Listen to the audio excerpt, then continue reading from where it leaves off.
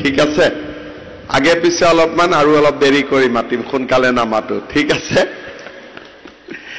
আজিৰ সভাত আমাৰ মাজত উপস্থিত নদুৱাৰ সমষ্টিৰ সন্মানীয় বিধায়ক পদ্ম হাজৰিকা ডাঙৰীয়া ৰঙাপাৰা সমষ্টিৰ সন্মানীয় বিধায়ক কৃষ্ণ কমল তাঁতী ডাঙৰীয়া অসম ৰাজ্যিক পৰিবহণ নিগমৰ অধ্যক্ষ পল্লৱ লোচন দাস ডাঙৰীয়া শোণিতপুৰ জিলাৰ আয়ুক্ত অংকুৰ ভৰালী ডাঙৰীয়া আমাৰ মাজত উপস্থিত শোণিতপুৰ জিলা ভাৰতীয় জনতা পাৰ্টিৰ সভানেত্ৰী মধুস্মিতা হাজৰিকা ডাঙৰীয়ানী আমাৰ মাজত উপস্থিত শ্ৰীমতী স্বপ্না বনিয়া ডাঙৰীয়ানী তুলসী বৰঠাকুৰ ডাঙৰীয়া কিশোৰ উপাধ্যায় ডাঙৰীয়া উপস্থিত এই অঞ্চলৰ জ্যেষ্ঠ নাগৰিকসকল সুধীবৃন্দ আইমাতৃসকল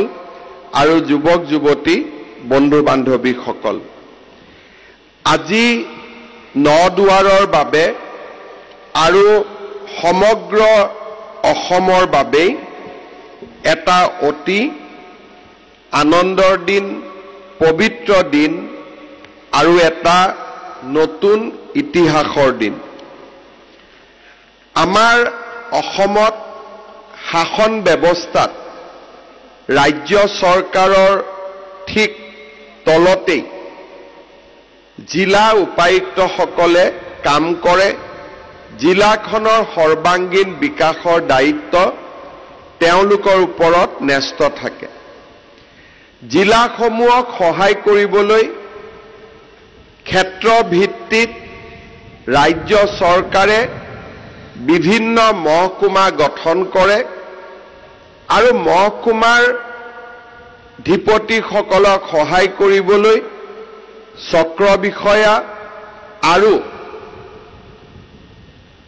সিনিয়ৰ ব্লক ডেভেলপমেন্ট বা ব্লক ডেভেলপমেন্ট অফিচাৰসকলে কাম কৰে অৰ্থাৎ আমাৰ যিটো শাসকীয় ব্যৱস্থাৰ পিৰামিড হি দিছপুৰৰ সচিবালয়ৰ পৰা আৰম্ভ কৰি গাঁও পঞ্চায়তলৈকে ব্ৰিটিছৰ দিনৰ পৰা এটা নিৰ্দিষ্ট নিয়মত সজোৱা হৈছিল প্ৰধানমন্ত্ৰী নৰেন্দ্ৰ মোদী ডাঙৰীয়াই শাসনত অহাৰে পৰা তেখেতে এটা বিশেষ দিশৰ ওপৰত গুৰুত্ব দিছিল সেয়া হৈছে ঔপনিবেশিকতাবাদী শাসনৰ পৰা মুক্ত হৈ ভাৰতৰ এটা নিজস্ব শাসন ব্যৱস্থা তাক ইংৰাজীত আমি ডিকলনাইজেশ্যন বুলি কওঁ অৰ্থাৎ ব্ৰিটিছে আমাক যি দি থৈ গৈছিল যোৱা ৭৫ বছৰৰ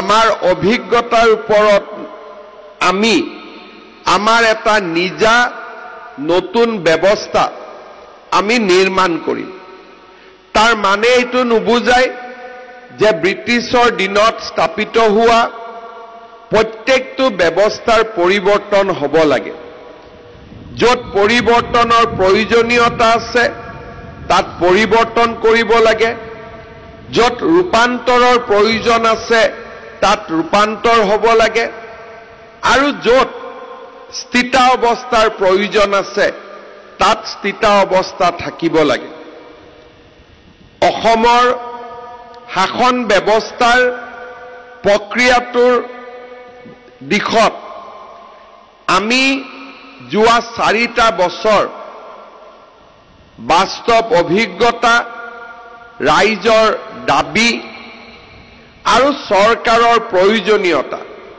এই তিনিওটাৰ ভিত্তিত আমি আমাৰ ব্যৱস্থাসমূহৰ পৰিৱৰ্তন কৰিবলৈ আমি চেষ্টা কৰি আহিছিলো এই ব্যৱস্থা পৰিৱৰ্তনৰ এটা বৃহৎ পদক্ষেপ সমষ্টিৰ পুনৰ নিৰ্ধাৰণৰ জৰিয়তে আমি সমাপন কৰিবলৈ সক্ষম হৈছিলো প্ৰধানমন্ত্ৰী নৰেন্দ্ৰ মোদী ডাঙৰীয়া গৃহমন্ত্ৰী অমিত শাহ ডাঙৰীয়াৰ প্ৰচেষ্টাত আমি অসমত 126টা সমষ্টিৰ সীমা পৰিৱৰ্তন কৰি তাক যুক্তিনিষ্ঠ আৰু বাস্তৱৰ লগত প্ৰয়োজনীয়তাৰ লগত খাপ খোৱাকৈ আমি সজাই পৰাই তুলিবলৈ সক্ষম হৈছিলোঁ। অসমৰ ৰাইজৰ অকুণ্ঠ সহায় আৰু সহযোগিতাৰে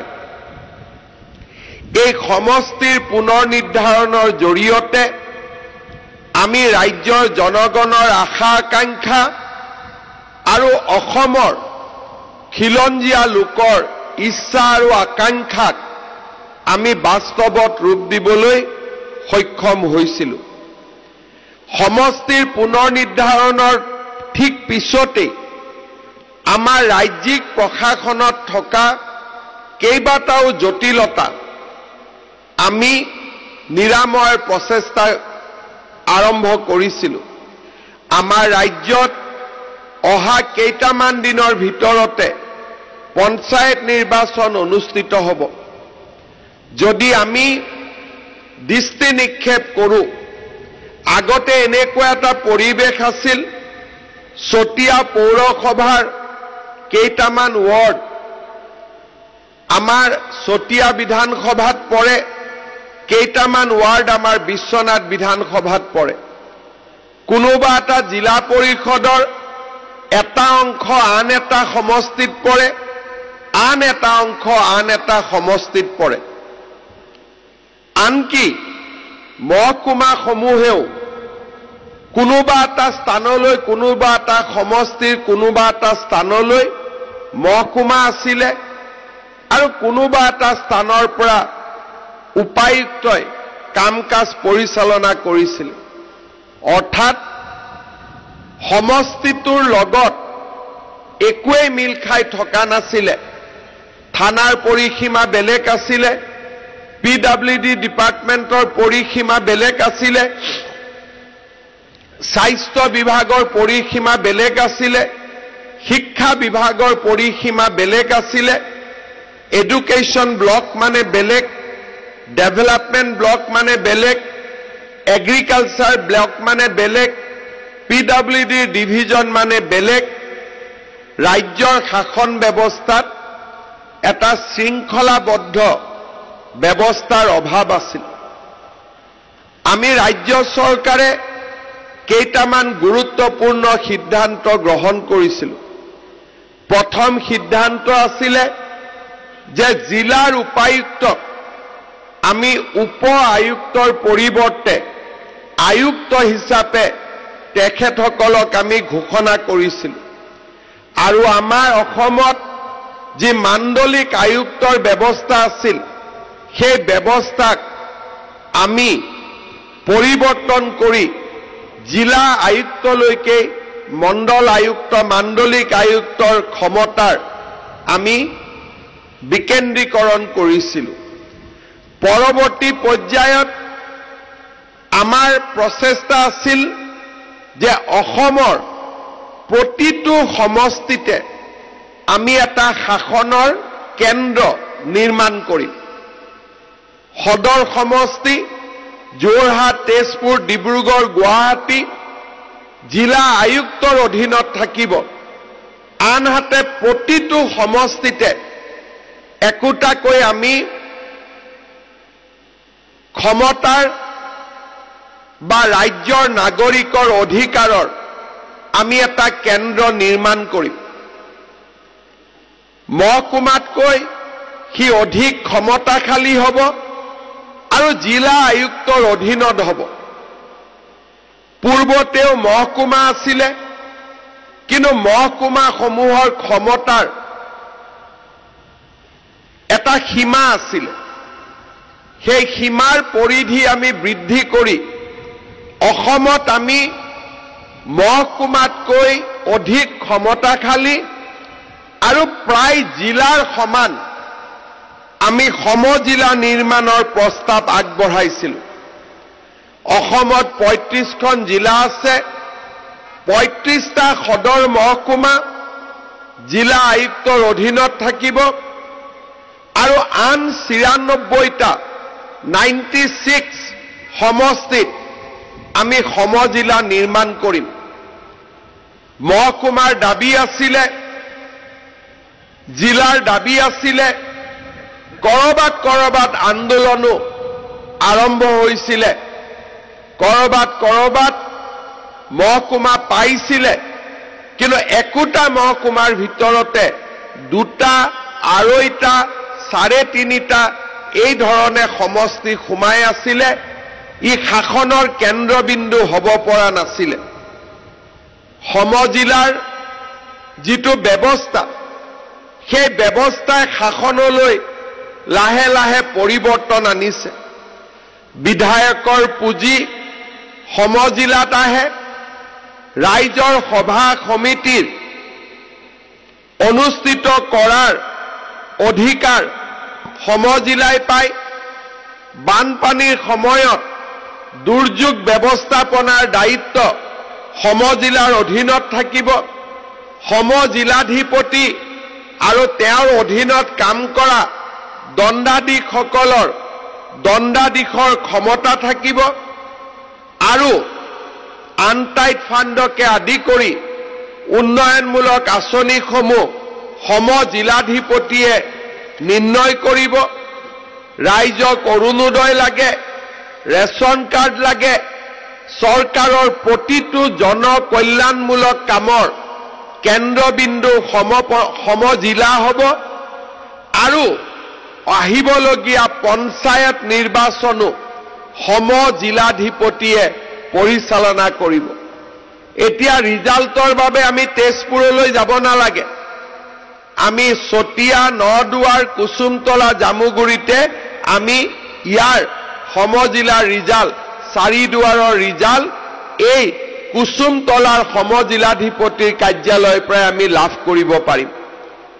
চাওঁতে চাওঁতে সমজিলাৰ বাসিন্দাসকলে জিলাৰ সদৰলৈ যোৱাৰ প্ৰয়োজনীয়তা নোহোৱা হ'ব আৰু আমি ক্ষমতাৰ সম্পূৰ্ণ বিকেন্দ্ৰীকৰণ কৰাৰ দিশত আজি আমি আগবাঢ়িছো।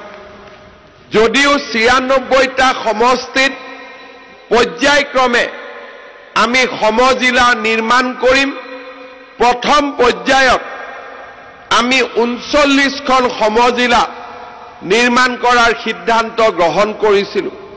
চতিয়া সমষ্টিৰ, নদুৱাৰ সমষ্টিৰ সন্মানীয় বিধায়ক পদ্ম হাজৰিকা ডাঙৰীয়াৰ আগ্ৰহত প্ৰথম তালিকাখনতে আমি নদুৱাৰ সমজিলাক অন্তৰ্ভুক্ত কৰিছিলোঁ। আজি আমাৰ বাবে এটা আনন্দৰ দিন যে এই ৩৯টা যি আমি সমজিলা নিৰ্মাণ কৰিছোঁ, এই সমজিলাসমূহৰ সমজিলাধিপতিৰ কাৰ্যালয় নিৰ্মাণৰ বাবে আমি প্ৰচেষ্টা লৈছিলোঁ। প্ৰত্যেকটো কাৰ্যালয়ৰ বাবে আমি ২০ কোটিকৈ টকা অনুমোদন জনাইছিলোঁ আৰু এই কাৰ্যালয়বিলাকে জিলা আয়ুক্ত বা জিলা উপায়ুক্তৰ কাৰ্যালয়ৰ ধৰণৰে ধুনীয়া হ'ব। প্ৰথম পৰ্যায়ৰ কাৰ্যালয়, দ্বিতীয় পৰ্যায়ত সমজিলাৰ শিক্ষা বিষয়া, সমজিলাৰ লোক নিৰ্মাণ বিভাগৰ বিষয়া, সমজিলাৰ জলসম্পদ বিষয়া, সমজিলাৰ স্বাস্থ্য বিষয়া, গোটেইবোৰ একেটা স্থানতে বহি একেটা স্থানৰ পৰাই সেই সমজিলাৰ শাসনৰ বাকজৰীডাল চম্ভালিবলৈ চেষ্টা কৰিব। সমজিলা মানে এটা বিধানসভা সমষ্টি।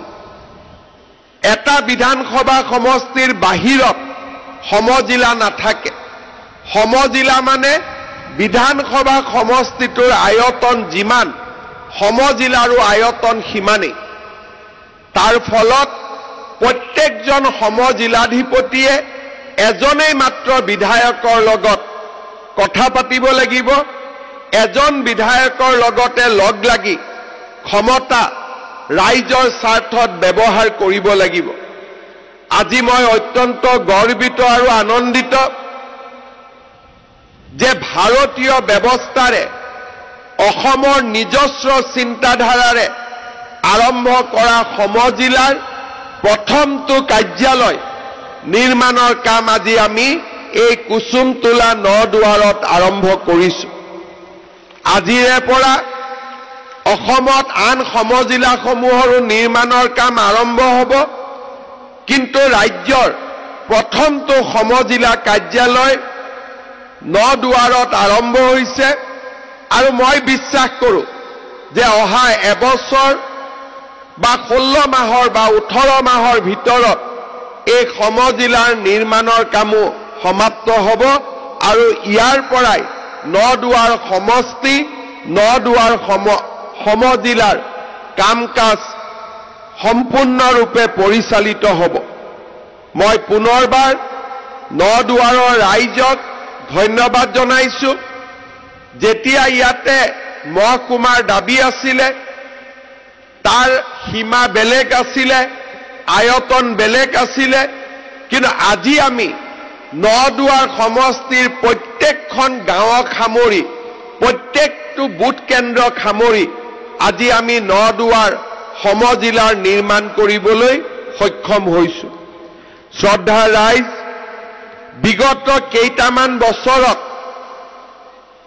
সন্মানীয় বিধায়ক পদ্ম হাজৰিকাৰ নেতৃত্বত নদুৱাৰ সমষ্টিৰ উন্নয়নে এক নতুন দিগন্তলৈ ধাৱমান হৈছে। নদুৱাৰ সমষ্টিৰ ঐতিহ্য অসমৰ ভাওনা সংস্কৃতিৰ এক কেন্দ্ৰবিন্দু। 12 চহৰীয়া ভাওনা ক্ষেত্ৰলৈ পকামূৰীয়া পথাৰৰ মাটি অধিগ্ৰহণ কৰি তেওঁলোকক নিজস্ব মাটি চৰকাৰে ক্ৰয় কৰি গতাই দিবলৈ সক্ষম হৈছে। 12 চহৰীয়া ভাওনাৰ এক প্ৰকল্প নিৰ্মাণ হৈছে। চকীঘাটত ল কলেজৰ নিৰ্মাণ হৈছে। অধ্যাপক অধ্যাপিকাৰ নিযুক্তিৰ প্ৰক্ৰিয়া আৰম্ভ হৈছে আৰু খুব সোনকালেই ল কলেজত শ্ৰেণী আৰম্ভ হ'ব। চতিয়াৰ আউটডোৰ ষ্টেডিয়াম মোৰ উদ্বোধন কৰাৰ এক প্ৰাপ্তিৰ আনন্দ মই অনুভৱ কৰিছিলোঁ। আজি নাগ শংকৰতো আউটডোৰ আৰু ইনডোৰ ষ্টেডিয়ামৰ নিৰ্মাণ আৰু তাৰ ব্যৱহাৰৰ কাম তীব্ৰ গতিত আৰম্ভ হৈছে। নদুৱাৰৰ সমজিলাই নদুৱাৰ সমষ্টিলৈ এক অভূতপূৰ্ব পৰিৱৰ্তন কঢ়িয়াই আনিছে। চতিয়াত অগ্নি নিৰ্বাপক বাহিনীৰ কাম আৰম্ভ হৈছে আৰু ৰাজ্য চৰকাৰৰ আগ্ৰহত সম্পূৰ্ণ CBSE পাঠ্যক্ৰমেৰে জামুগুৰিত আদৰ্শ বিদ্যালয় আৰম্ভ হৈছে। চৰকাৰে অসমৰ প্ৰতিটো সমষ্টিতে একোখনকৈ আদৰ্শ বিদ্যালয় স্থাপনৰ সংকল্প লৈছিলে। আমি গোটেইবোৰ সমষ্টিত এতিয়ালৈকে পৰা নাই, কিন্তু চতিয়াত ইতিমধ্যে জামুগুৰিত আদৰ্শ বিদ্যালয়ৰ কাম আৰম্ভ হৈছে। অসমীয়া মাধ্যমৰ বিদ্যালয়সমূহক সজাই পৰাই তোলাৰ বাবে ডন বস্কো সেণ্ট মেৰিজৰ দৰে সুন্দৰ একোটা ভৱন নিৰ্মাণৰ বাবে ৰাজ্য চৰকাৰে এক প্ৰয়াস আৰম্ভ কৰিছিল। আজি মই গৌৰৱ অনুভৱ কৰোঁ, চতিয়া সমষ্টিৰ ৰঙাচকুৱা উচ্চতৰ মাধ্যমিক বিদ্যালয়, পানপুৰ উচ্চতৰ মাধ্যমিক বিদ্যালয়, নবিল চাৰিদুৱাৰ উচ্চতৰ মাধ্যমিক বিদ্যালয়, জামুগুৰি উচ্চতৰ মাধ্যমিক বিদ্যালয় আৰু চতিয়া উচ্চতৰ মাধ্যমিক বিদ্যালয়ত ৰাজ্য চৰকাৰে 8 কোটি টকাকৈ অনুমোদন দি এই বিদ্যালয়কেইটাৰ নতুন ভৱনৰ নিৰ্মাণৰ কাম হাতত লৈছে। মই আপোনালোকক বিশ্বাস দিব বিচাৰোঁ যে চতিয়া সমষ্টি বা নদুৱাৰ সমষ্টিৰ প্ৰত্যেকখন হাইস্কুললৈ মই 8 কোটি টকাকৈ আগবঢ়াম। পৰ্যায়ক্ৰমে এটা এটাকৈ এই নদুৱাৰ সমষ্টিৰ হাইস্কুল আৰু হায়াৰ ছেকেণ্ডাৰী স্কুলসমূহলৈ 8 কোটিকৈ টকা দি থৈ যাম আৰু ডন বস্কো সেন্ট মেৰিজতকৈ অতি ধুনীয়া ভৱনেৰে নদুৱাৰ সমষ্টিৰ প্ৰত্যেকখন হাইস্কুল আৰু উচ্চতৰ মাধ্যমিক বিদ্যালয়ক আমি সুসজ্জিত কৰি নিৰ্মাণ কৰিম। চতিয়ালৈ আহিছিলোঁ, ৰাইজে চতিয়াৰ সাপ্তাহিক বজাৰৰ কথা কৈছিলে। ত্যাগবীৰ হেমবৰুৱা মহাবিদ্যালয়ত ইনডোৰ ষ্টেডিয়ামৰ আগ্ৰহ প্ৰকাশ কৰিছিলে আৰু ছাত্ৰী নিবাসৰ আগ্ৰহ প্ৰকাশ কৰিছিলে। আজি আটাইবোৰ আঁচনি পূৰ্ণ গতিত আৰম্ভ হৈছে। ত্যাগবীৰ হেমবৰুৱা মহাবিদ্যালয়ত ইণ্টিগ্ৰেটেড BEd কোৰ্চ আৰম্ভ হোৱা আমাৰ সমগ্ৰ সমষ্টিটোৰ বাবে এক গৌৰৱ আৰু প্ৰাপ্তিৰ আনন্দ হৈ পৰিছে। আজি আমি বাৰেচহৰীয়াত 1000 লোক বহিব পৰাকৈ অডিটৰিয়ামৰ ব্যৱস্থা কৰা হৈছে।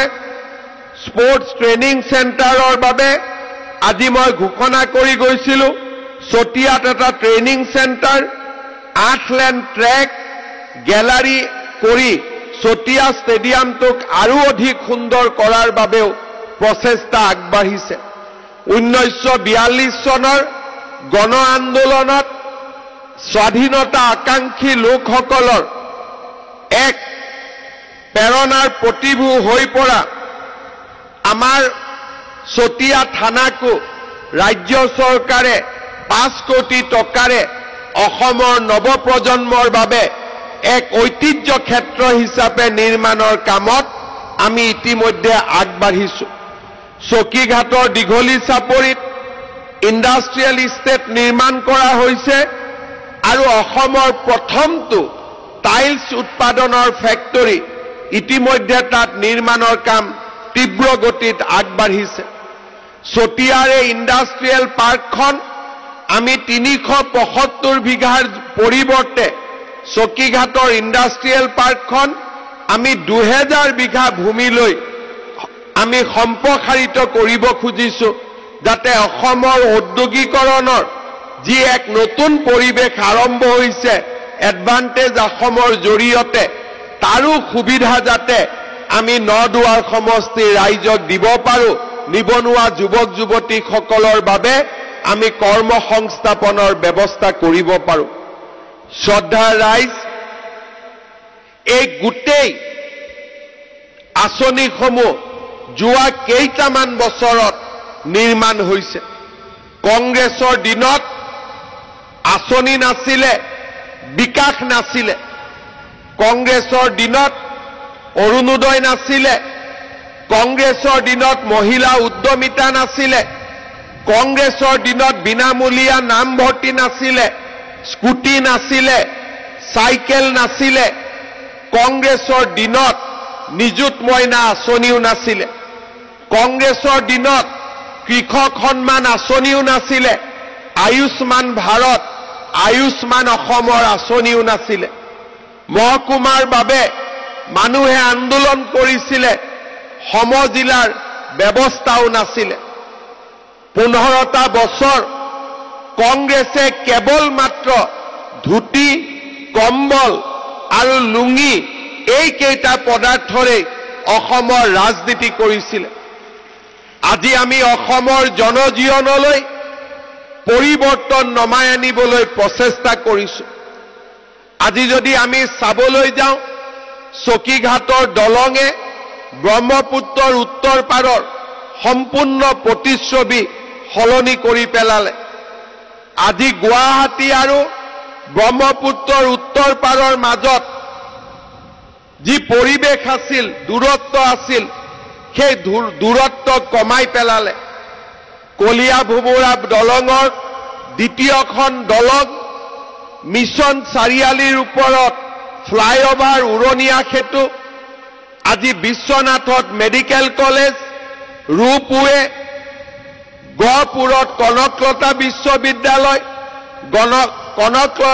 গহপুৰ আৰু নুমলীগড়ৰ মাজত টানেল, বিহপুৰীয়াত মাধৱদেৱ ক্ষেত্ৰ, মাধৱদেৱ বিশ্ববিদ্যালয়, উত্তৰ লখিমপুৰত মেডিকেল কলেজ, ধেমাজিত মেডিকেল কলেজ, গোগামুখত ICAR Indian council of agriculture ৰিচাৰ্চৰ কেন্দ্ৰ আজি ক'ব গ'লে আমাৰ চৰকাৰৰ দিনতে তেজপুৰৰ পৰা জোনাইলৈ এক অভূতপূৰ্ব উন্নয়নে আজি ৰাইজৰ সন্মুখলৈ লৈ আহিবলৈ আমি সক্ষম হৈছো চৰকাৰৰ জনদৰদী আঁচনিসমূহে ৰাইজৰ সমাদৰ লাভ কৰিছে যোৱা কালি বিহালীত 23,000 মহিলাক আমি মহিলা উদ্যমিতা আঁচনি বিতৰণ কৰিছো আৰু কেইদিনমানৰ ভিতৰতে পদ্ম হাজৰিকা ডাঙৰীয়াই মোক যেতিয়াই সময় দিয়ে আপোনালোকৰ মাজলৈ আহি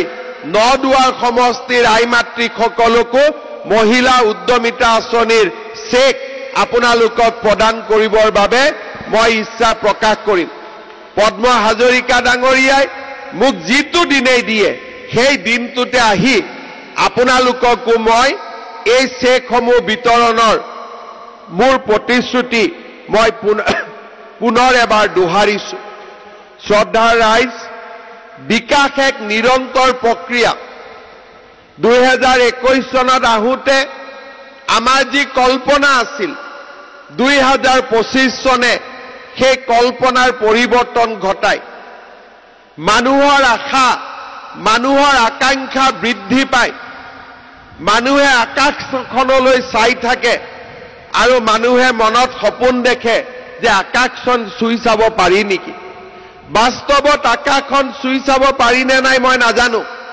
কিন্তু আকাশ চুবৰ মন সকলোৰে থাকে আৰু সেই মনক আমি বান্ধিও ৰাখিব নোৱাৰো চতিয়া সমষ্টি নদুৱাৰ সমষ্টিয়ে উন্নয়নৰ নতুন দিগন্তলৈ যাব বিচাৰে আৰু নদুৱাৰ সমষ্টিৰ আশা আকাংক্ষাক আমি সন্মান জনাব লাগিব আৰু প্ৰতিবাৰে যেতিয়া নদুৱাৰলৈ আহো পদ্ম হাজৰিকা ডাঙৰীয়াই নতুন কথা কয় আৰু ময়ো নতুনকৈ কিবা এটা কৰি যোৱাৰ সংকল্প লওঁ আৰু ভগৱানৰ আশীৰ্বাদত প্ৰত্যেকটো কামেই আমি ধৰাতলত আনিবলৈ আজিলৈকে সক্ষম হৈছো ইটাখোলাৰ পৰা তিৱাৰী পাল হৈ চতিয়া দীপলঙালৈকে এই 20 কিলোমিটাৰৰ পথটো অসম মালা আঁচনিৰ জৰিয়তে সুন্দৰকৈ সজাই পৰাই তুলিবলৈ পদ্ম হাজৰিকা ডাঙৰীয়াই মোক বহু দিনৰ পৰা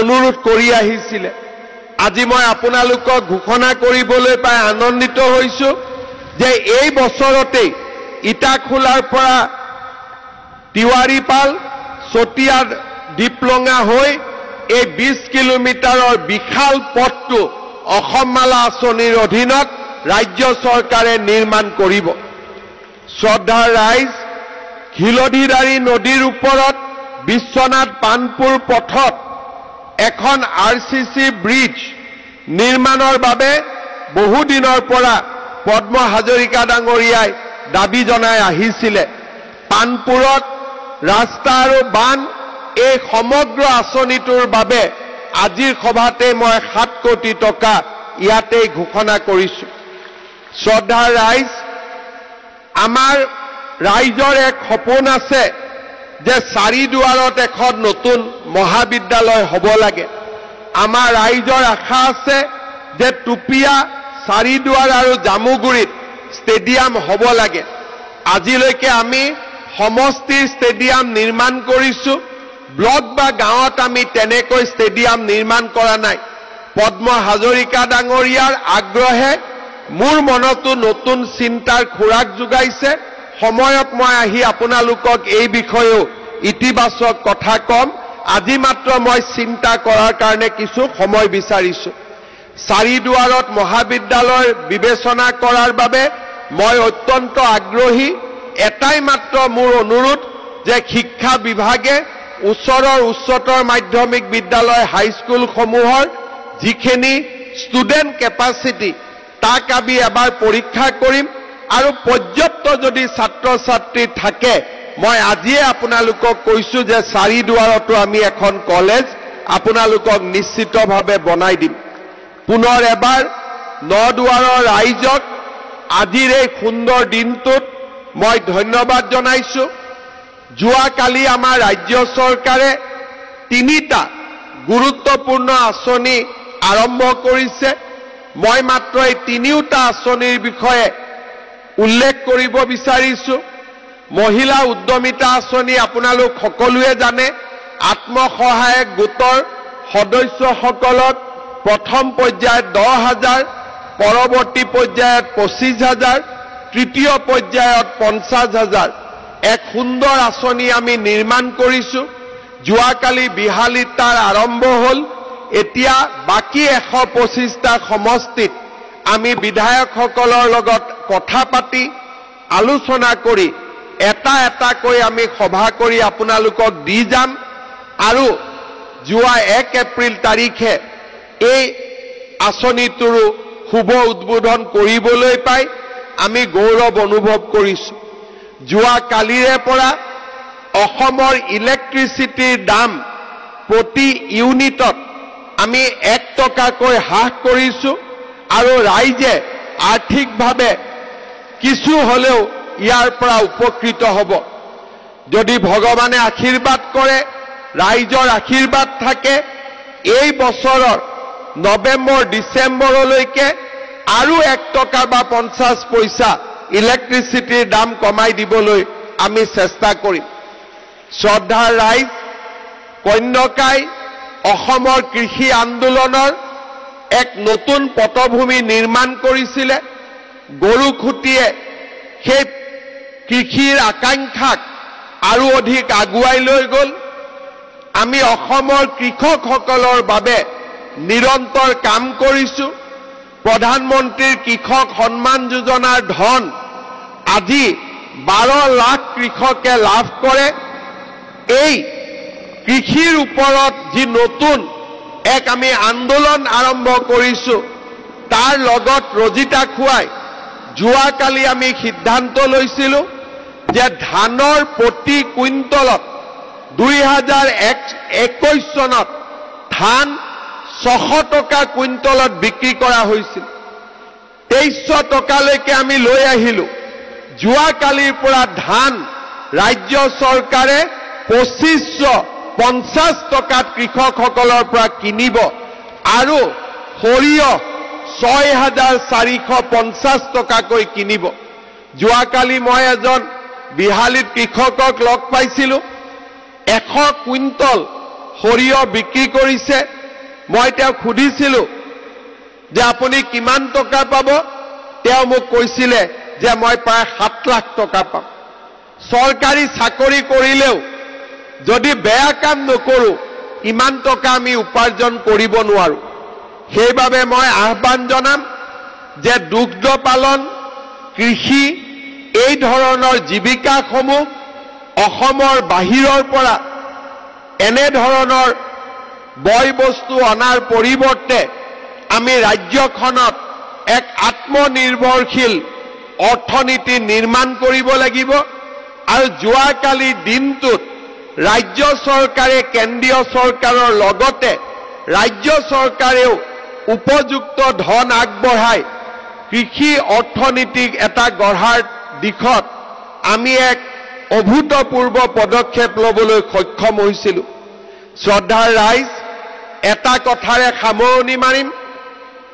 প্ৰধানমন্ত্ৰী নৰেন্দ্ৰ মোদী ডাঙৰীয়াই আমাক জনধন একাউণ্ট দিছিলে।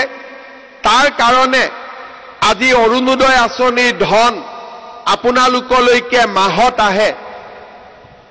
সৰুকৈ আমি আৰম্ভ কৰিছিলো 18 লাখ মহিলাৰে। চাওঁতে চাওঁতে এই বছৰ আমি প্ৰতিটো সমষ্টিত আৰু অসমত 40 লাখ মহিলাক আমি অৰুণোদয় আঁচনি প্ৰদান কৰাৰ দিশত আগবাঢ়িছো। নদুৱাৰ সমষ্টিটো নিৰ্বাচন হৈছে।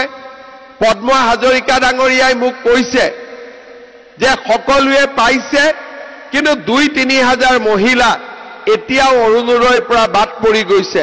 মই নদুৱাৰ সমষ্টিৰ বাবে নতুনকৈ আৰু 3000 মহিলাক অৰুণোদয় আঁচনিত অন্তৰ্ভুক্ত কৰিবলৈ সিদ্ধান্ত লৈছো।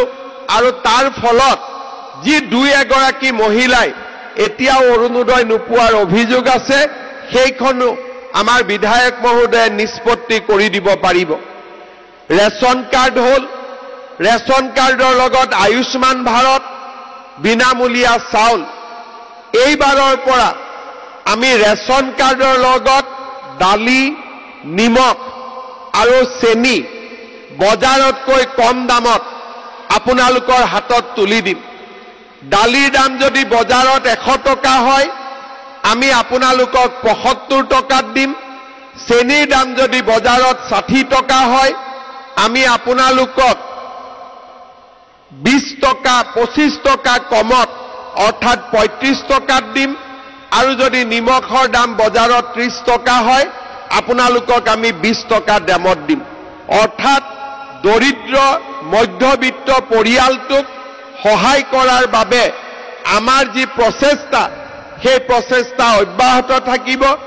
চাউল, দালি, নিমখ, চেনি এই গোটেইবিলাক আপোনালোকে যাতে সুলভ মূল্যত কিনিব পাৰে, তাৰ ব্যৱস্থা আমি হাতত ল'ম।